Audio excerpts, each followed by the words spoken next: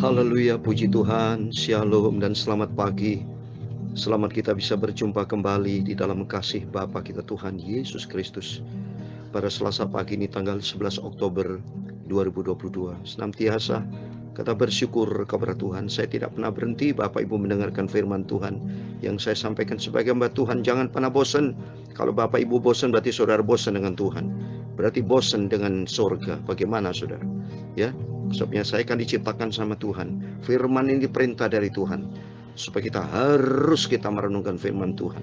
Dan firman Tuhan katakan dalam Yohanes 11 ayat 20, Lukas 11:28, kata Yesus, berbahagialah mereka yang selalu baca mendengarkan firman Tuhan, yang memelihara dan memelihara firman Tuhan. Itu perintah Tuhan. Jadi kalau kita bicara surgawi, jangan pernah bosan. Seperti Bapak Ibu, jangankan bicara surga, makan saja tidak pernah bosan Bapak Ibu. Pernah saudara bosan makan? Nggak bisa.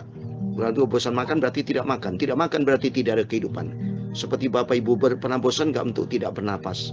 Coba Bapak Ibu, pernah saudara? Bosan saya bernapas.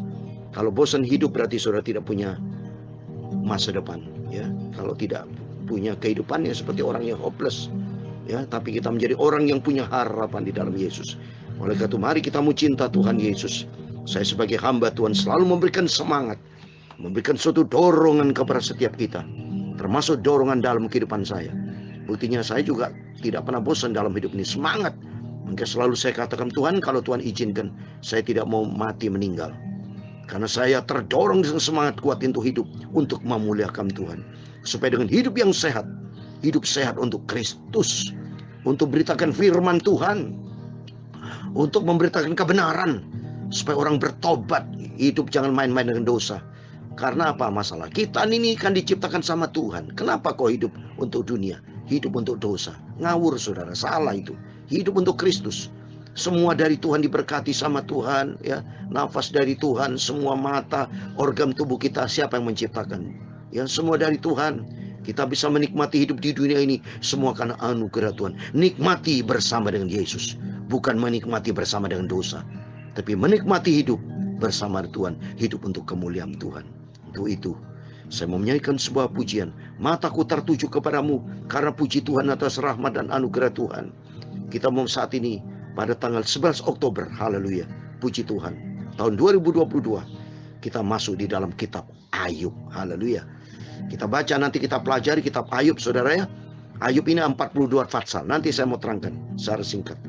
Kita mau baca Ayub, pasal yang pertama ini, puji Tuhan, ya, dengan renungan Ayub, saleh, jujur, takut akan Allah, dan dia menjauhi kejahatan. Mari kita bahas, supaya kita makin hari makin mengerti. Kemarin saya sudah bahas, Bapak sudah paham tentang kitab Esther, ya. Ada 5 tokoh di situ kan. Nah, saat ini tokohnya Ayub, yaitu kehidupan kita sebagai anak Tuhan. Tuhan mau pakai setiap kita untuk senantiasa memuliakan Tuhan. Puji Tuhan. Saya mau menyanyikan sebuah pujian.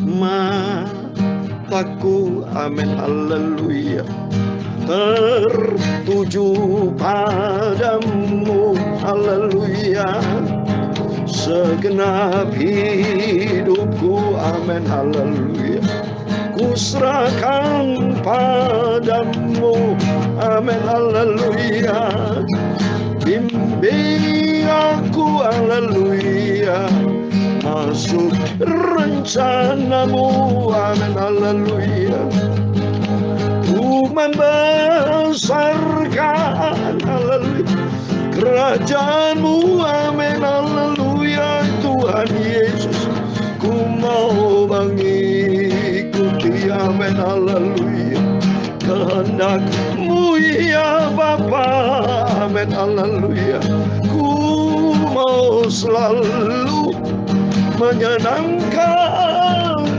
hatimu, amin, haleluya. Terima kasih Tuhan.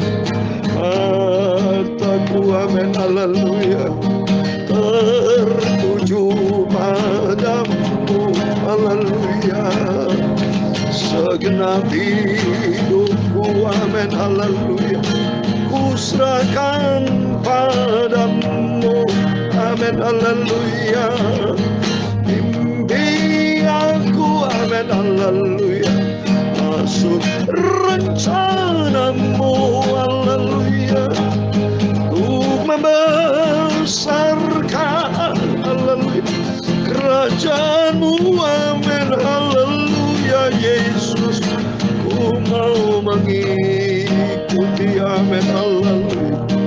Kehendak-Mu ya Bapakku, Tuhan Yesus, ku mau selalu menyenangkan hati-Mu, haleluya. Bicara mataku tertuju padamu. Ada 2 ayat yang saya mau sampaikan. Yang pertama, pada waktu Raja Yosafat menghadapi peperangan, menghadapi Bani Amon dan Bani Moab, tertulis dalam 2 Tawari pasal 20. Saya membaca ayat 12. Ya Allah kami, tidakkah Engkau menghukum mereka? Karena kami tidak punya kekuatan untuk menghadapi laskar yang besar ini yang datang menyerang kami. Kami tidak tahu apa yang harus kami lakukan, tetapi mata kami tertuju padamu, amin, haleluya. Setiap kita menghadapi peperangan, tiap hari menghadapi pergumulan, tapi kita berserah total kepada Tuhan. Katakan, mata kami tertuju kepadamu Yesus, ku mau mengikuti, amin, haleluya. Kehendak-Mu ya Bapa, amin, haleluya. Ku mau selalu menyenangkan hati-Mu, amin, haleluya. Mataku, amin, haleluya, tertuju padamu ya Tuhan. Punya-Mulah kebesaran dan kejayaan, kehormatan, kemasyuran dan keagungan. Ya segala-galanya yang ada di langit dan di bumi, ya Tuhan, punya-Mulah kerajaan. Dan Kau yang tertinggi itu melebihi segala-galanya sebagai kepala, amin, haleluya. Sebab kekayaan dan kemuliaan itu semua berasal daripada-Mu, haleluya. Dan Engkau-lah yang berkuasa atas segala-galanya, amin, haleluya. Dalam tangan-Mu-lah kekuatan dan kejayaan, dalam tangan-Mu-lah kuasa membesarkan dan mengokohkan atas segala-galanya. Sekarang ialah kami Bapa kami Yesus, kami bersyukur kepada-Mu dan memuji nama-Mu yang agung itu. Nama Tuhan yang sempurna, mulia, kudus, kuduslah Engkau Tuhan Yesus. Ku mau mengikuti, amin, haleluya. Kehendak-Mu ya Bapa, haleluya. Ku mau selalu menyenangkan hati-Mu. Tuhan, sucikan mata kami, pikiran kami, mulut kami, sebentar kami membaca firman Tuhan. Kuduskan hati kami, hidup kami Tuhan. Mata kami tertuju kepada Yesus Tuhan, Juru Selamatku. Roh Kudus akan pimpin hidupku, biar aku melangkah bersalah bersama dengan Yesus. Berfirman Bapa, kami siap dengar firman Tuhan di pagi yang indah ini. Biar hari ini adalah hari yang diberkati Tuhan. Segala puji, hormat, kebesaran, ketinggian, kemuliaan, keagungan, kesempurnaan, kekudusan hanya bagi Engkau Tuhan Yesus. Kehendak-Mu jadilah dalam hidupku, haleluya. Ku mau selalu menyenangkan hati-Mu, amin, haleluya. Ku mau selalu menyenangkan, haleluya, hati-Mu, amin. Amin. Segala puji hormat hanya bagi Engkau Bapakku. Ampun ya Bapa segala dosa, kejahatan, kesalahan kami. Dalam tidak berkenan, ampun ya Bapa. Roh Kuduskan tuntun hidup kami, supaya kami melangkah di dalam kebenaran Tuhan Yesus. Berfirman Bapa, puji Tuhan. Kami bersyukur Kau izinkan kami membaca kitab Ayub Bapa. Terima kasih Bapa. Dalam nama Tuhan Yesus Kristus, kami hamba menekmu sudah berdoa haleluya. Amin. Puji Tuhan, shalom dan selamat pagi. Kita bersyukur kepada Bapa kita Tuhan Yesus Kristus atas rahmat dan anugerah Tuhan. Diizinkan Tuhan kita membaca kitab Ayub pada Selasa pagi ini, tanggal 11 Oktober tahun 2022. Puji Tuhan. Ayub ini memiliki 42 fatsal, Bapak ya, sebelum Mazmur. Mari kita baca dari ayat 1 sampai 22 supaya saya ada waktu untuk menjelaskan secara singkat, dan mungkin saya kira ini Ayub ini kita akan ulangi besok, akan saya ulang kembali, saya kupas karena ada beberapa hal yang saya mau sampaikan. Mari saya mau baca dulu dari ayat 1 sampai 22, demikian firman Tuhan. Ayub fase 1. Ada seorang laki-laki di tanah Uz bernama Ayub. Orang itu saleh dan jujur, ia takut akan Allah dan menjauhi kejahatan. Tema firman Tuhan renungan pagi ini memang Ayub, seorang yang saleh, jujur, takut Allah, jauhi kejahatan. Ternyata ada di ayat 1, saudara. Ia mendapat 7 anak laki-laki dan 3 anak perempuan. Ia memiliki 7.000 ekor kambing domba, 3.000 ekor unta, 500 pasang lembu, 500 keledai betina, dan budak-budak dalam jumlah yang sangat besar, sehingga orang itu adalah yang terkaya dari semua orang di sebelah timur. Anak-anak yang lelaki biasa mengadakan pesta di rumah mereka, masing-masing menurut giliran, dan ketiga saudara perempuan mereka diundang untuk makan dan minum bersama-sama mereka.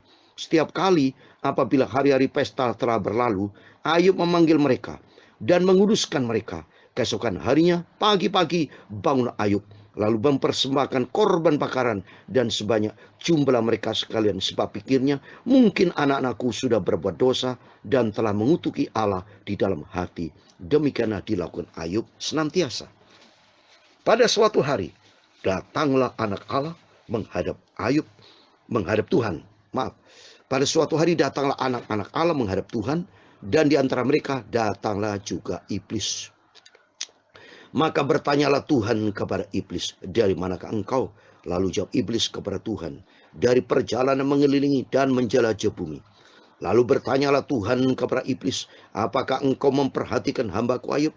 Sebab tidak seorang pun di bumi seperti dia, yang demikian saleh dan jujur, yang takut akan Allah dan menjauhi kejahatan. Lalu jawab iblis kepada Tuhan, apakah dengan tidak mendapat apa-apa Ayub takut akan Allah?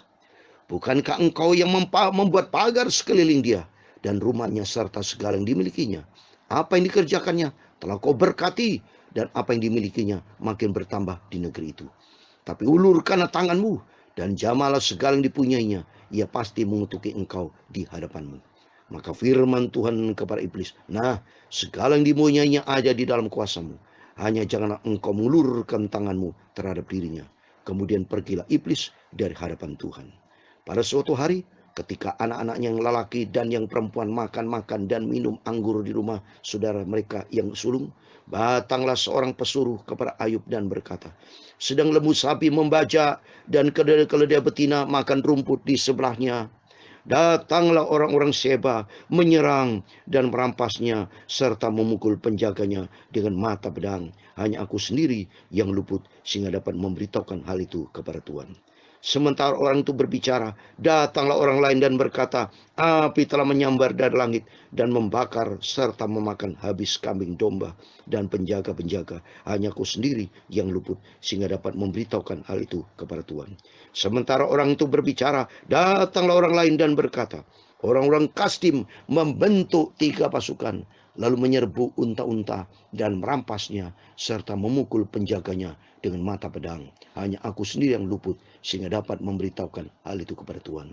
Sementara orang itu berbicara, datanglah orang lain dan berkata, anak-anak Tuhan yang lelaki dan yang perempuan sedang makan dan minum anggur di rumah saudara mereka yang sulung. Maka tiba-tiba angin ribut bertiup dari seberang padang gurun. Rumah itu dilandanya pada 4 penjurunya dan roboh menimpa orang-orang muda itu sehingga mereka mati. Hanya aku sendiri yang luput sehingga dapat memberitahukan hal itu kepada Tuhan. Maka berdirilah Ayub, lalu mengoyak jubahnya dan mencukur kepalanya.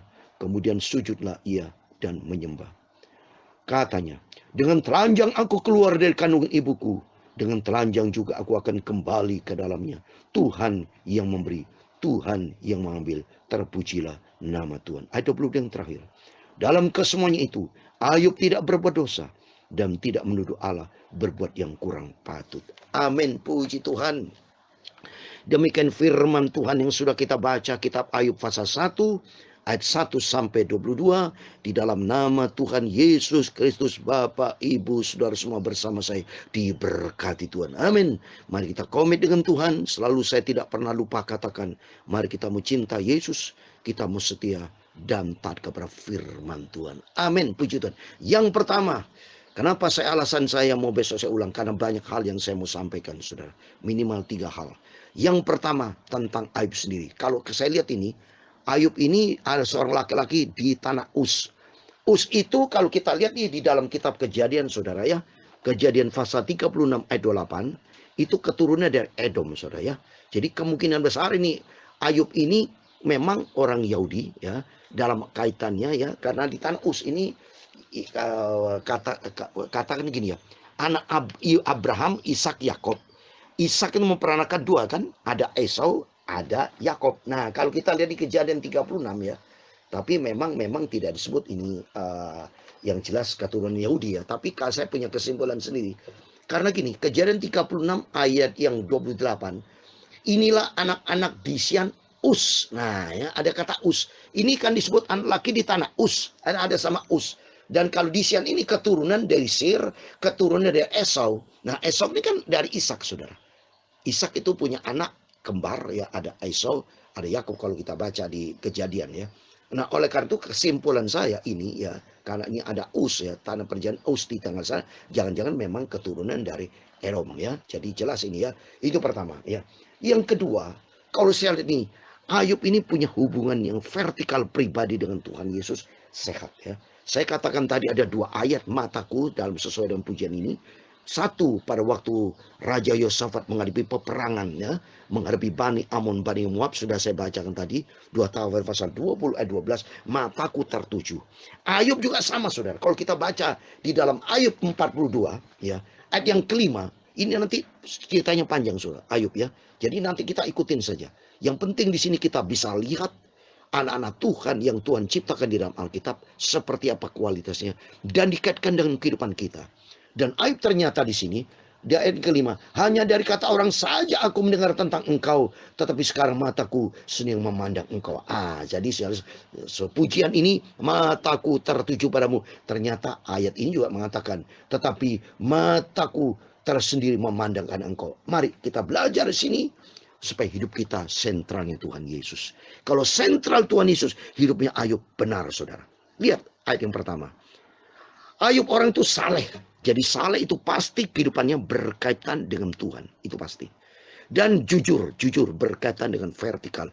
Kalau dia takut akan Allah, pasti dia hidupnya jujur, hidup saleh, dan menjauhi kejahatan. Jadi di ayat pertama saja punya hubungan vertikal dengan Tuhan luar biasa Ayub. Ya. Jadi ini selain memang ini keturunan dari, memang kalau kita lihat dari Ishak, Abraham, Ishak, Yakob, begitu mencintai Tuhan. Jadi keturunan turun ke Ayub. Dan ternyata Abraham cinta Tuhan. Ishak cinta Tuhan. Yakob cinta Tuhan. Dan saya percaya ini Ayub juga cinta Tuhan. Karena memang di tanah Uz. Jadi saya percaya ini keturunan dari Abraham, Ishak. Ya, anak dari Ishak nih. Dari keturunan dari Yakob juga. Jadi dua-duanya. Jadi saya percaya ini diberkati Tuhan. Dan hidup rohaninya sehat. Oleh itu mari. Ada satu poin yang kita dapatkan di sini. Tentang kehidupan Ayub. Besok akan saya jelaskan lanjut, saudara. Kalau saya lanjutkan ini bisa berjam-jam, saudara. Ya, kita sabar supaya kita betul-betul mengertikan firman Tuhan. Yang penting di sini mari kita hidup sesuai dengan Ayub ini secara vertikal sehat. Itu mari kita hidup saleh. Saleh berarti hidup kudus di hadapan Tuhan. Ya, menjauhi kejahatan dan hidup jujur. Ya, apa yang dikatakan hidup benar di hadapan Tuhan. Ya, jadi tidak berdusta. Jadi hidup takut akan Tuhan dan menjauhi dari kejahatan. Seperti yang kemarin saya sudah terangkan, benci kejahatan Jangan berbuat yang jahat, tapi mari kita berbuat baik. Makanya akibat dari kehidupan vertikal sehat, Ayub diberkati Tuhan. Punya anak 10, 7 anak laki-laki. Dan waduh kaya saudara, 7.000 ekor kambing domba. Berarti kalau hitung saja, kalau satu kambing domba 1 juta kali 7.000 berarti 7 miliar saudara. Belum 3.000 onta. Kalau 3.000 satu onta 1 juta, sudah 3M, sudah 10M. Belum yang lain ya.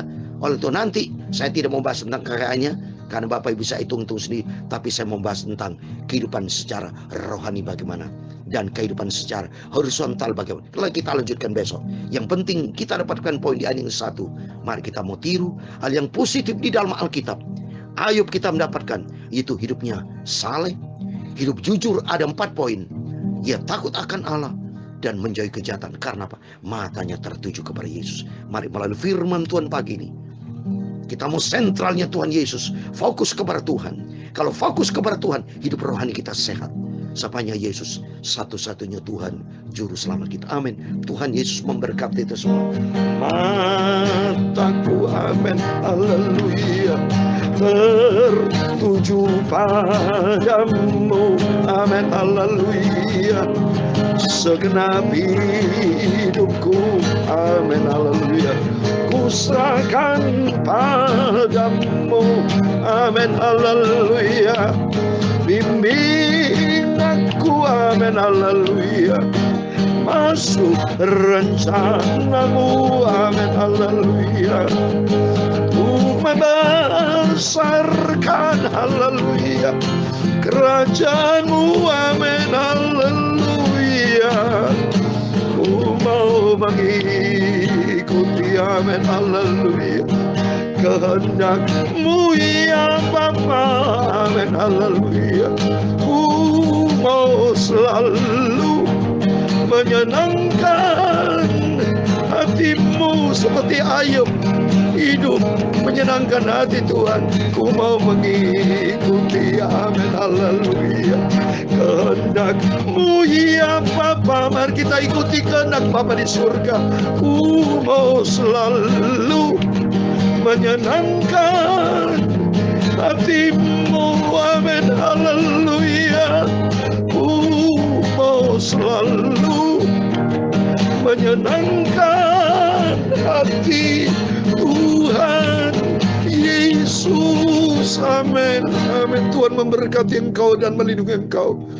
Tuhan menyinari engkau dengan wajahnya dan memberi engkau kasih karunia. Tuhan menghadapkan wajahnya kepadamu dan memberi engkau damai sejahtera. Bapa kami yang di surga, dikuduskanlah namamu. Datanglah kerajaanmu, jadilah kehendakmu di bumi seperti di surga.